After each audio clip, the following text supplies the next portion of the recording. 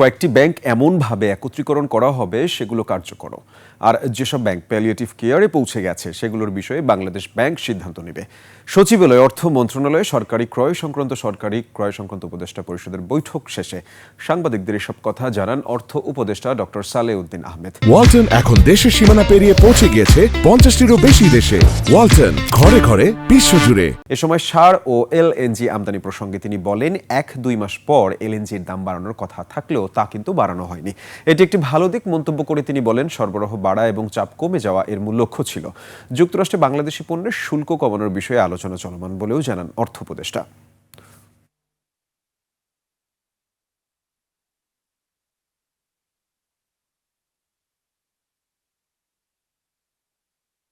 এটা চ্যালেঞ্জ আমরা নেব। আমাদের মূল উদ্দেশ্য হলো বাংলাদেশ ব্যাংকে বলা হয়েছে যাতে ডিপোজিটের টাকা কোনোভাবে যাতে না হয় সেই দৃষ্টি নিয়ে মার্জার করবে। আর মার্জার করবে এইভাবে যে যাতে মার্জার করবে ওটা কিন্তু একটা ভায়াবল ব্যাংক হয়।